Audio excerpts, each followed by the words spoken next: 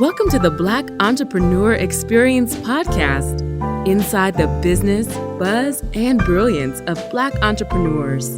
Here is your host, Dr. Frances Richards. What happens in Vegas goes all over the world on Black Entrepreneur Experience on episode number 32.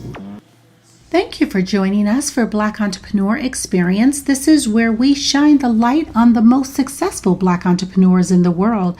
I'm your host, Dr. Frances Richards, and I am so honored to have with us today Muhga Eltigani. She is the CEO and the founder of the NaturAll Club, a first-of-its-kind monthly subscription service that delivers all natural hair products directly to the clients.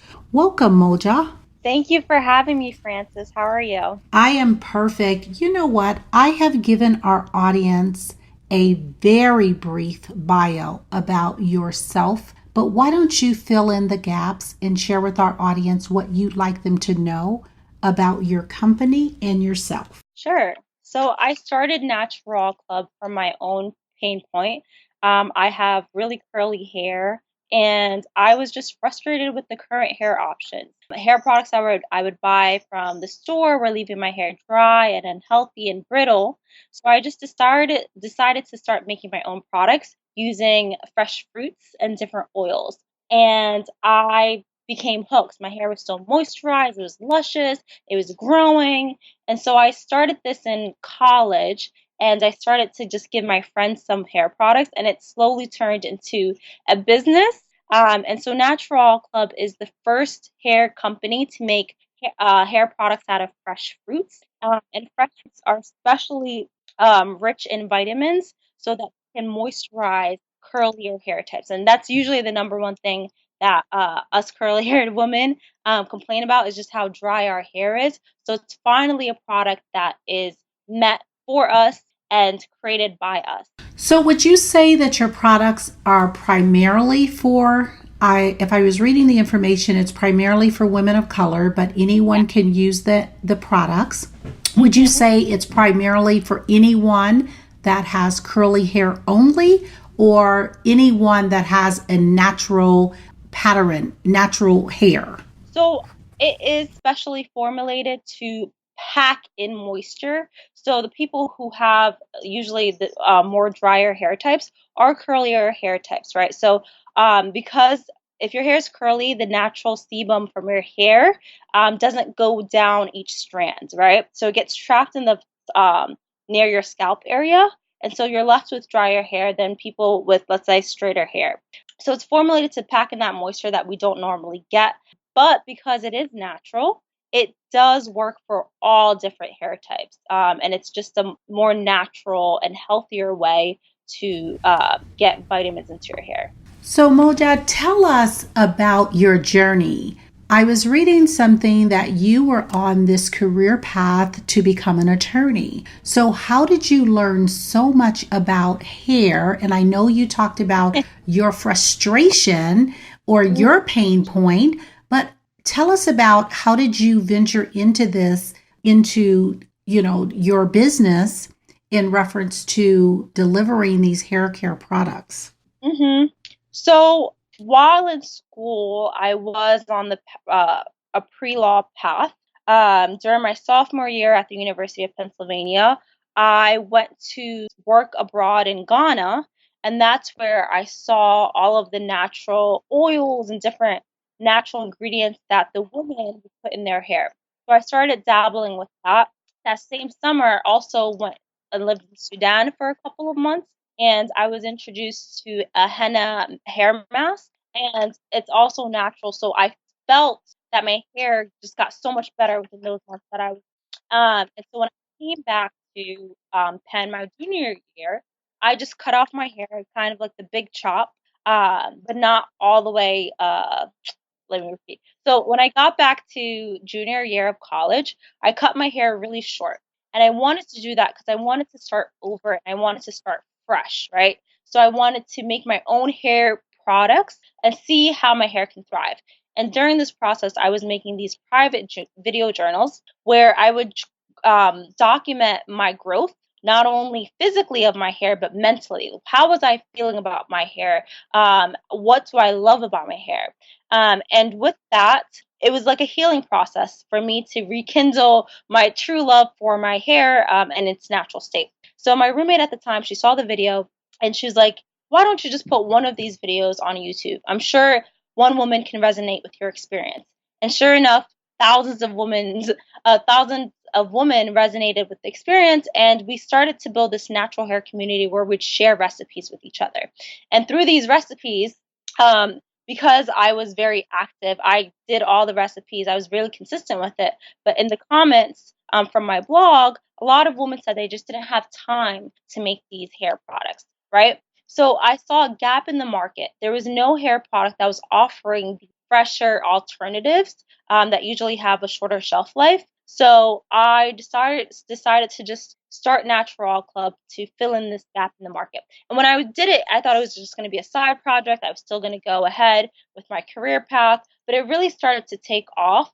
And I decided it's now or never. This is the time that I want to jump in and start this business. So I went full time, and now we have 4 full-time team members and 2 part-time team members. Now, what year did you start the business and where are you at in terms of building the business? Sure. So the site officially launched last August. So we've had our 1-year anniversary now. And from that, right before the launch, it was just me, a one woman team. Then I added a COO. And now we have a director of marketing and a director of partnerships, and also 2 people to help us with packaging. Excellent. So in a year, we grew to 6. Very good. And what was that aha moment that you knew that your company was going to be successful? Well, I think any company that starts with a real passion, where the founders is solving a pain point that is started with themselves, usually does do better because it's coming from a real genuine location. When I started this company, I wasn't thinking that it was going to be a company. I didn't think that it was going to be my full-time job. But it became that because of the customers. And I think that aha moment came from when I had enough customers to say, hey, I can do this full time and I could really grow this company into something big, and I can pay myself to do something that I love. So it was an accidental thing that really grew into something big. So, how do you personally define success? Success, I think we're always still working at it. There's no moment where I feel like I'm the most successful because I constantly am challenging myself. But I feel that, let me backtrack. So success to me means that you are happy doing what you love, right? So I feel successful because I wake up every day and I'm happy doing what I'm doing. However, not every day is successful, right? Not every day you meet the sales goals that you wanted. Some days are worse than others, and then some days are great. So there is like this roller coaster. But I think in the long run, I'm just successful because I love what I do. You had talked about you had visit Ghana and Sudan in reference to the products. Where are they manufactured now? And tell us about that process. Yeah. So all of our products are made in Cleveland, Ohio, and we ship from Cleveland almost everywhere in the United States. Let me redo that one. So all of our products are made in Cleveland, Ohio, and that's where we ship everything in every state in the U.S. and also Canada. And we're looking for international outlets now. So we're looking to manufacture in Africa so that we can have better shipment there.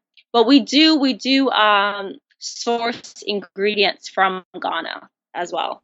And so besides Ghana, where else are your products, the ingredients, where do they come from? Yeah, so we have ingredients that come from Ghana, Malaysia, India, Sudan, and then ingredients that also come from the United States. So it's a global sourcing because we want to make sure that we get the most purest form of each ingredient and where it thrives the best. There's some things that U.S. does good good with, and there's some things that Ghana does better. So we want to make sure that we're getting the best ingredients to have the best products for our customers. And so, what would you say is one daily or weekly habit that you do consistently that has given you the greatest success? So I take the train to work every morning, and every morning I read. So it's about a 40-minute commute on the train, and for 35 of those minutes, I am reading every day. It doesn't always have to do about business. Sorry, it's not always about business. I read fiction, nonfiction, just to wake up my mind in the morning. And I think that reading has really helped me become more efficient throughout my day, because by the time I get to work, I'm alert, I'm awake, and I was already using my brain prior to that. So I can make sharper decisions right at the beginning of my day. So, speaking, Moja, of reading, what book would you recommend to our audience and why? Well, this is a hard one. I think self-motivation is very important, and you can always work on it, right? To become more efficient, you can be you can teach yourself how to become more efficient. And one book that has helped me to become more efficient and to motivate myself is called The Seven Habits of Highly Effective People. It's a book by Stephen Covey. And it just goes in and talks about how you should be proactive, how you should prioritize things, how you should have win-win things. So it has a lot of bigger concepts that you could apply to your life. And whether it's something that you want to do, whether it's something you want to apply in your professional life or personal life, I think this book really does help you become the best version of yourself. So, what is one valuable lesson you wish you knew before starting your business, Moja? Hmm. That there is no One valuable lesson that I wish I knew is that there is no right time to start a business. So I waited and I waited and I waited before I launched my own line, because I wanted it to be perfect. I wanted to work on the perfect product. I wanted to work on the perfect website. I was such a perfectionist. Um, but honestly, you're never going to be perfect enough to launch your company. You should just launch it and then tweak it as you go along. Like, the best feedback you can get is from actual customers, because at the end of it, you think you have something that is perfect, but it's only perfect to you, right? And so it's not something that you're actually building for a more universal use. So I just wish I knew that it didn't have to be perfect for me to begin.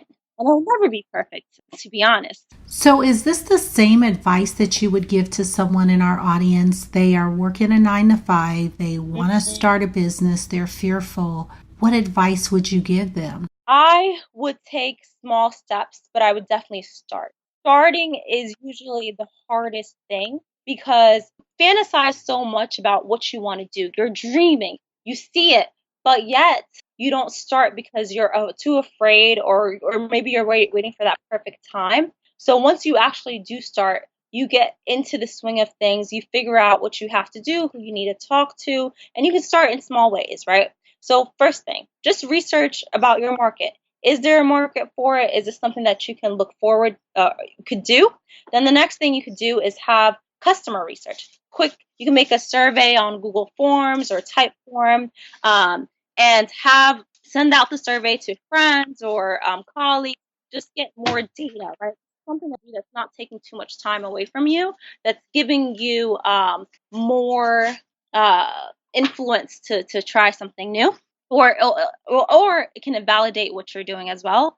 And I would say just throw on a website, whether it's you want to be a consultant and do services or have a product. Throw up a website. It's fairly cheap now. There's a lot of programs too that let you design it in a nice way, and then pass that around. This is something that's really easy to do, that can at least get you one foot forward to what you need to do. But you're never going to move anywhere by just waiting for that perfect moment. So, Moja, what is working well for you now in your business? So, in terms of getting the word out, Facebook is working really well for us. We have a good group of followers, who are active, who are engaged, and who we listen to. And I think that's why it's really working for us, because we are a company that cares. We are humans on the other side of the screen, and we reach out as so. So the way that we answer, we respond to people,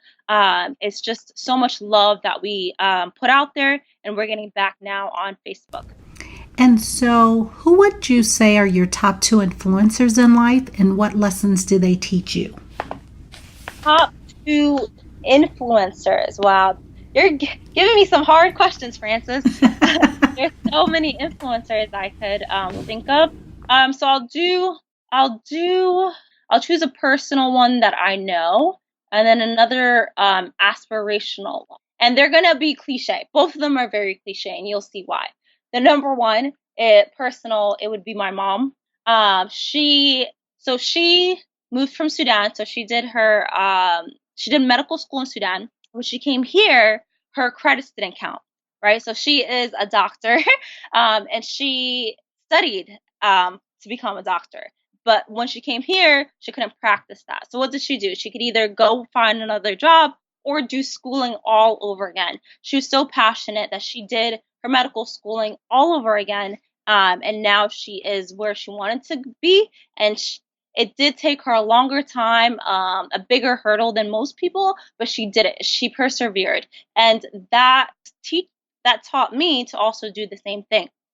And the next person, very cliche as well, it's Oprah. And Oprah, just if you ever heard her life story, though she's went through so much that could very well damage someone, or make them feel like, they're not worth much. But she used that and she pushed forward. She was told no so many, and through her perseverance as well, is now one of the richest women in the world, and one of the most recognizable faces in the world. So I just really admire both of them, my mom and Oprah, for the strength that they carry, and the way that they push forward. So, how did you go about, Muhga, naming your business?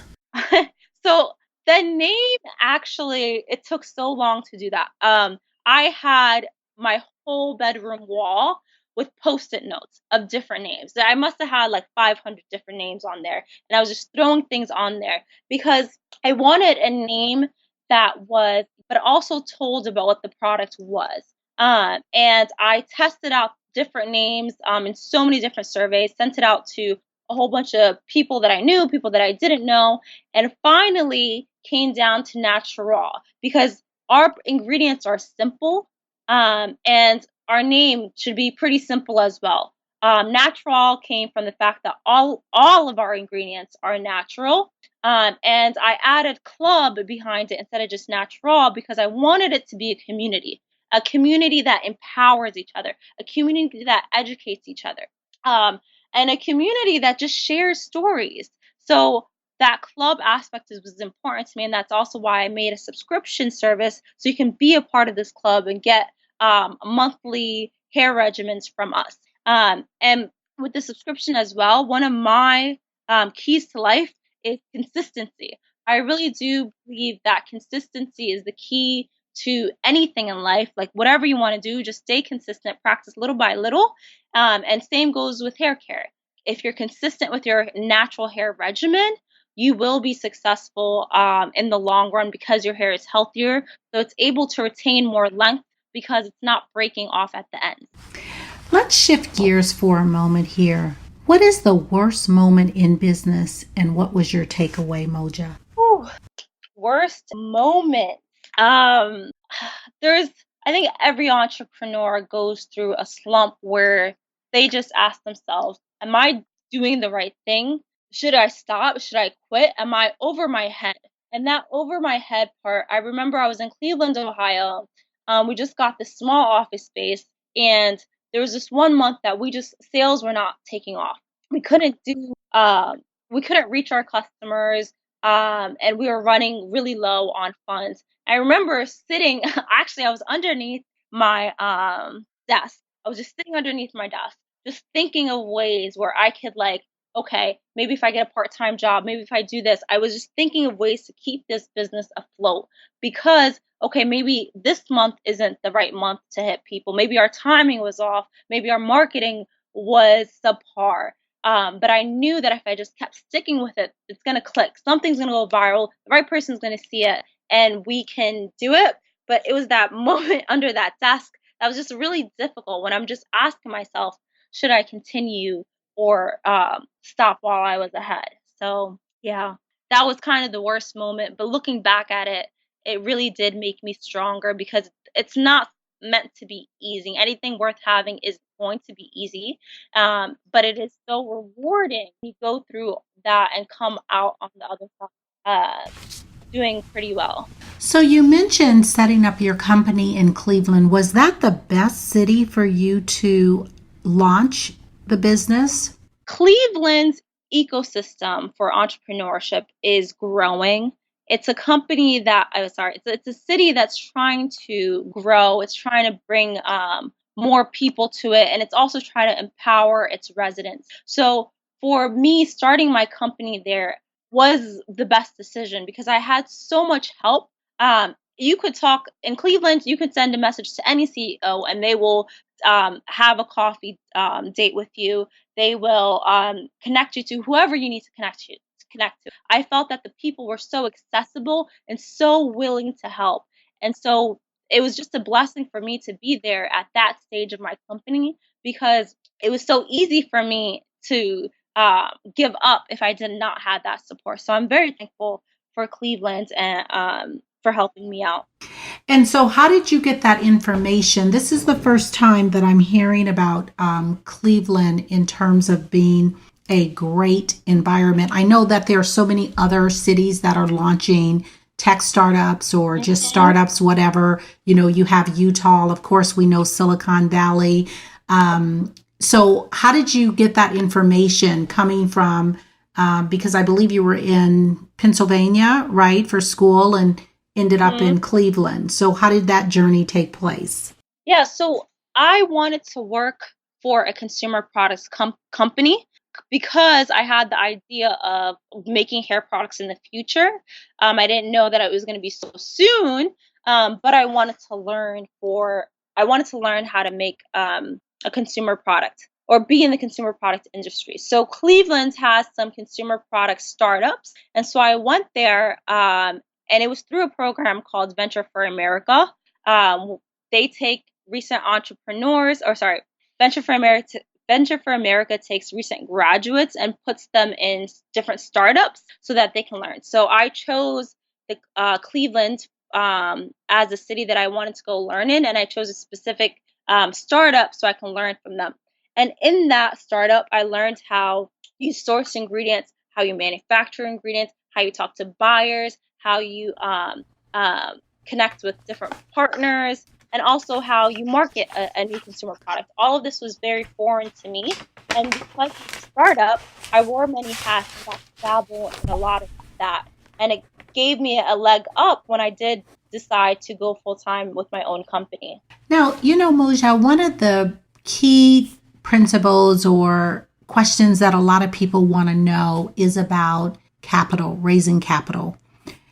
So, how did you raise the capital for your business to do the manufacturing pieces and get all the ingredients and travel out of the country? Did you crowdsource? Did you get investors, family and friends? Share with our audience how did you fund your company? Sure. So to start, I put in all of my savings. It was about 4 years of savings to get it off the ground.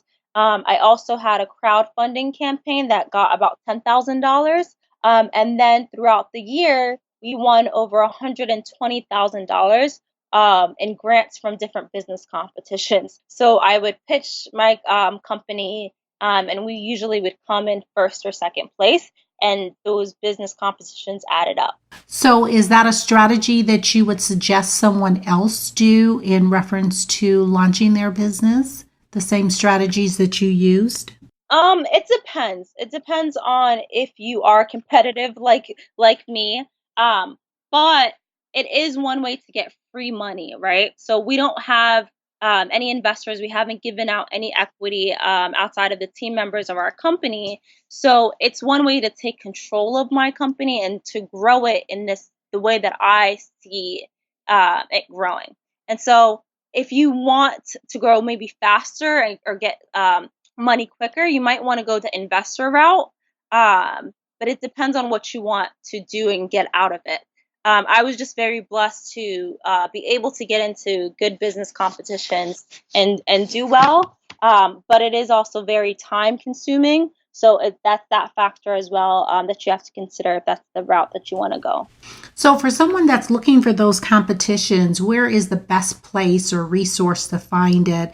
Is it Are the competitions basically indicative for you being individuals being in the college sector, or is there a type of community that someone should kind of venture towards in reference to finding these various competitions? Competitions are hard to find. If you Google business competitions, there's all of these different ones that pop up that you might not qualify for. And so competitions for me, I got a lot of referrals from mentors and friends because they know that I'm starting a business and I'm looking for different competitions. So one, if you're looking for competitions, just make that like, hey, like if anyone has seen a business competition or knows of one, let me know.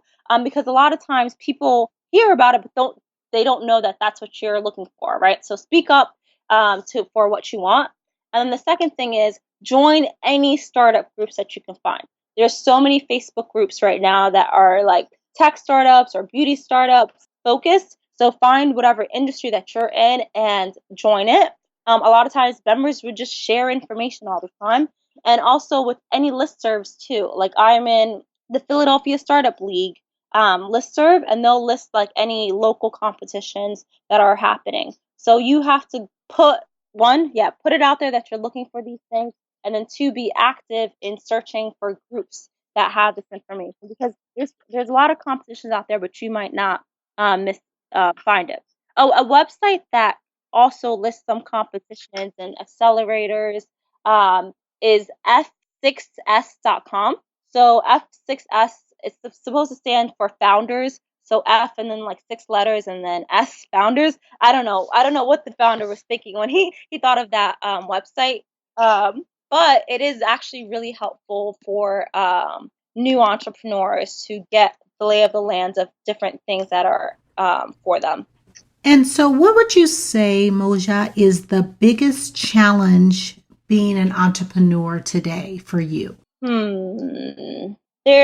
So we can talk in general. What are the general challenges for an entrepreneur? And that's one, funding, right? Making sure you have enough money for whatever runway that you need to reach break even point, and then from there, like grow the company too. So that's generally a struggle for everyone, especially someone like me who doesn't necessarily have a rich dad or uncle to turn to when times get hard. And then specifics to me being a Black woman starting a business, and I think we really do need to speak openly about the hardships that women people of color may face. Is that the whole the startup ecosystem is led by white men, and so you're navigating a world of white men who know other white men, and it's kind of like this boys' club that you're trying to break into, or at least that's how it's been on my end. And so that added struggle of, okay, struggling with everything that a regular entrepreneur goes through, and then that added thing of you're different, you look different, you don't look like the typical CEO, is something that I have to. The ways that I could get over that is just tell myself that I do belong, that I can start a company, and why can't I be the next CEO of a Fortune 500 company? Why can't I be the next CEO that has a company that IPO'd, right? Why can't I sell my company for $1 billion or have $1 billion company, right? Someone has to start each company, right? So why can't it be me? And by saying that, I force myself to belong, and I'll put myself in situations where I am the only woman or the only person of color. Um, so the struggles are there. But I feel like every day I do get stronger and more sure of myself as an entrepreneur. And one of the things that you had mentioned earlier, it was about friends and mentors and telling them about you're looking for just opening your mouth.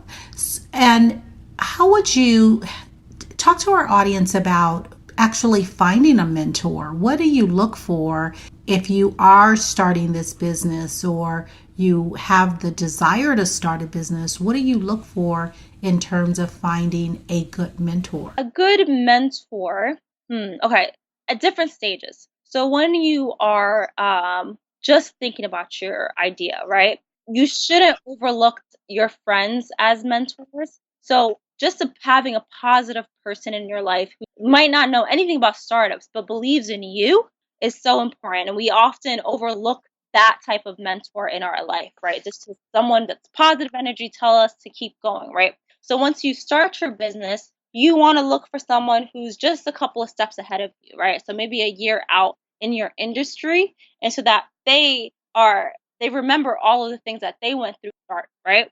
And then you want to look at someone who is way more experienced in the industry that you do. So think of where you want to be in 20 years. Find someone who is in a similar position. It might not be in your industry per se, but at least that experience could help you connect. And usually, once you find a good experienced mentor, they can help you connect you with other people, right? So they are usually well connected and can introduce you to people who can help you out. I actually use LinkedIn pretty a lot. I use LinkedIn a lot to connect with people that I need help to connect with mentors. So I use LinkedIn to connect with mentors. And I do this by really just sending cold emails sometimes. Or if I see that there is a mutual connection, I'll ask for a warm intro. I definitely prefer warm intros, and I suggest doing a warm intro because you usually get a better response. But don't be afraid to just reach out to people. The worst that they can say is no or just not respond. But there's so many people who are so willing to help. And if they're a good entrepreneur, they want to help. They're not sharing any, they're not holding on to any and guiding you in the wrong way. So, when you mentioned about using LinkedIn to connect with individuals, I've noticed, and most of the platforms that we're using in social media, they're constantly changing. And so I'm finding that with LinkedIn, in order to really link, you need to go to the premier version of their platform. Is that the one you're using, or are you using the free version and you're finding that you're still able to make the connection? Sure. So I actually premium version during college when I was trying to connect with different recruiters to get a job after college. But in my entrepreneurship journey now, I actually use the free version. I feel like I've accumulated enough of a network on my own, like I think 1,000 connections, that I usually have a mutual friend or like maybe 2 degrees of separation from someone that I want to talk to. So I've been fortunate because I've been collecting or connecting all these years and accumulating this really rich network that I have now. Now, I'm sorry, were you finished? Muhga. Moja? Yeah, No, no, no. I'm sorry. One of the things that I was going to say, kind of backtracking, you had talked about being an African American woman, a woman of color, navigating through this world that is primarily Caucasian men. So, what we do on Black Entrepreneur Experience is we want to shine the light on the most successful Black entrepreneurs all over the globe, and but also our purpose is to inspire individuals that look just like us to become entrepreneurs. What do you find is your responsibility to increase the number of Black entrepreneurs in your community, in the world?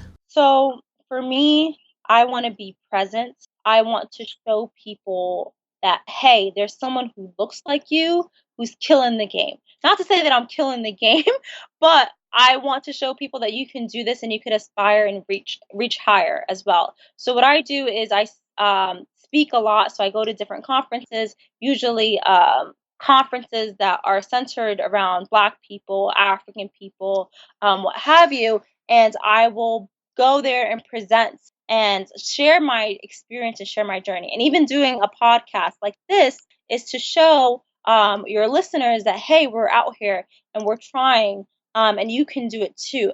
Representation is so important, and just being there and just being present and just showing your face adds to the many other faces that don't usually look like us. So it starts being the norm, right? So the more of us that are out and present and are doing speeches and are doing podcasts, the more it doesn't feel so foreign, and entrepreneurship starts being a viable option for more Black people. Thank you for that. You talked about the platform, technology platform. You talked about Facebook. You talked about LinkedIn. What is a technology tool or a technology platform that is a must-have for you in managing your business day to day? So I really like Google. They don't pay me to say this, but I really like Google. I use all of their Google plugins. I think on my phone right now I have 9 Google apps, from my Google Calendar to my Hangouts to my Docs and my Sheets and my Drive.